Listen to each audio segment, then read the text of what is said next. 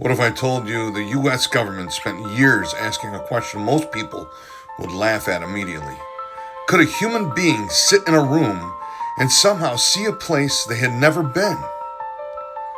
Not with satellites, not with wiretap, not with a drone, just with the mind.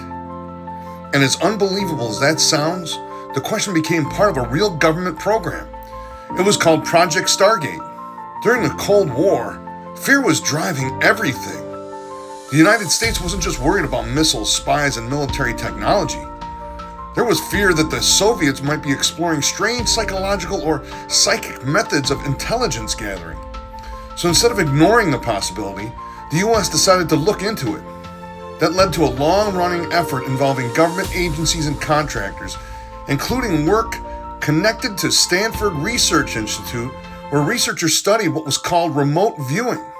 The basic idea was simple to describe and very hard to believe. Could a person describe a distant target without physically being there, without normal access to the information? According to the Declassified records, the program didn't just dabble in this for a weekend and move on. It evolved through multiple phases and code names over the years, eventually becoming associated with Stargate.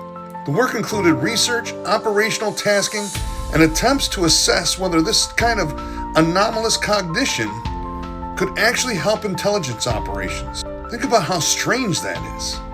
Somewhere in the US intelligence world, people were seriously asking whether a human mind could function like a surveillance tool.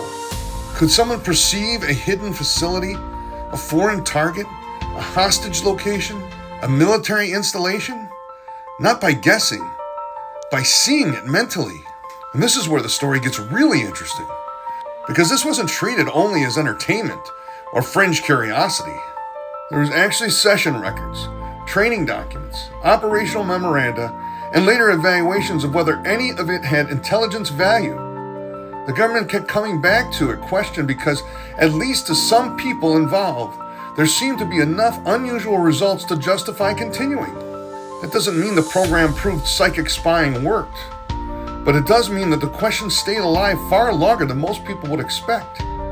Years longer, millions of dollars longer, and serious people in serious institutions were willing to keep testing it. Then came the problem that shadows almost every story like this: evidence that is intriguing, but not reliable enough.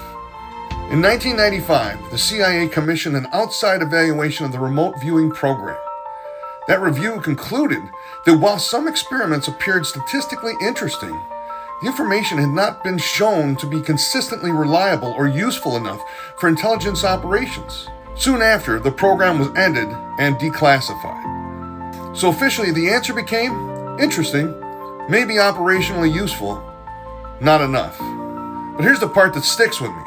Governments do not keep spending time, money, and attention on an idea for years unless something about it keeps pulling them back. Maybe Project Stargate was a failure.